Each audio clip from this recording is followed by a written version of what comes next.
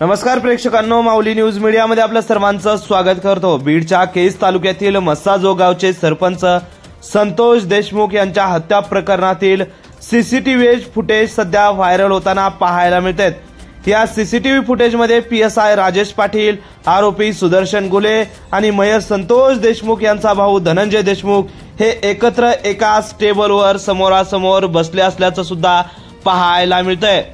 विशेष म्हणजे पहिला व्हिडिओत आणि दुसऱ्या व्हिडिओत केवळ 4 मिनिटांचा अंतर आहे, त्यामुळे या प्रकरणाचा गुंता आणखीन वाढल्याची चर्चा आहे। पोलीस या प्रकरणाचा सखोल तपास करत आहेत, पण नेमकं काय घडलंय, पीएसआय राजेश पाटील, आरोपी सुदर्शन गुले आणि धनंजय देशमुख नेमके का भेटले, असे प्रश्न सध्या उपस्थित केले जात आहेत। परंतु धनंजय देशमुख यांच्याशी आम्ही संवाद साधलाय। नेमकं काय म्हणाले धनंजय देशमुख आपण पाहूया। काय सांगाल, आज संतोष देशमुख यांच्या अपहरण आणि हत्येला 9 दिवस होत आहेत। आतापर्यंत एकंदर जे तपास झाला तर त्यावर तुम्ही समाधानी?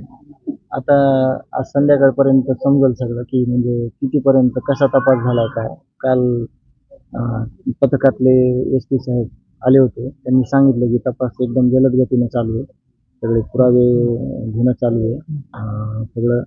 तर मला समाधानकारक बोलले ते।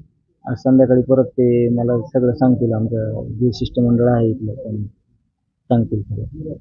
वेगवेगळे नेते, वेगवेगळे सामाजिक कार्यकर्ते, कोणी सीबीआय चौकशीची मागणी करते, कोणी सीआयडी, कोणी पोलीस अधिकाऱ्याकडून आता रोहित पवार आले होते, त्यांनी देखील आधी वेगळीच मागणी केली की ज्युडिशियल चौकशी या सगळ्या प्रकरणाची व्हावी। तुमचं काय म्हणणं आहे सगळं? ज्यातून माझ्या भावाला न्याय भेटेल ती चौकशी झाली पाहिजे आणि माझ्या भावाला न्याय मिळाला पाहिजे।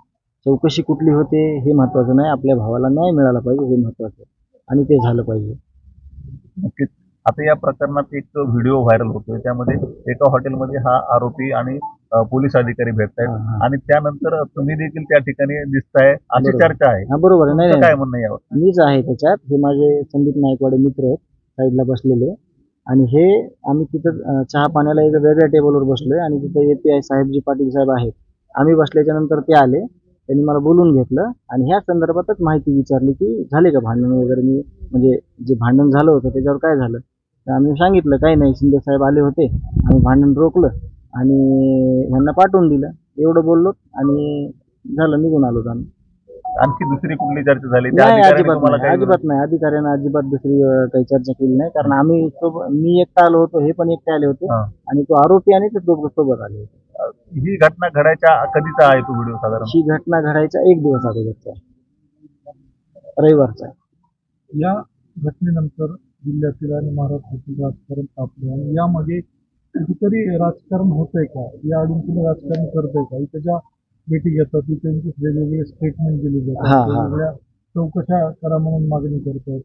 मला साहेब एक कळतंय की मी पहिल्या दिवसापासून जी ही घटना घडली, अत्यंत क्रूर घटना घडवली माझ्या भावाची, एक समाजसेवक, एक गावचा प्रमुख, एक कुटुंबाचा प्रमुख, एक माझा भाऊ आहे, याची हत्या झाली।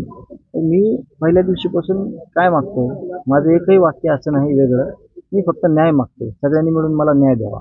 मला दुसरी काय अपेक्षा आहे, मी दुसरी काय मागणी केली आहे का?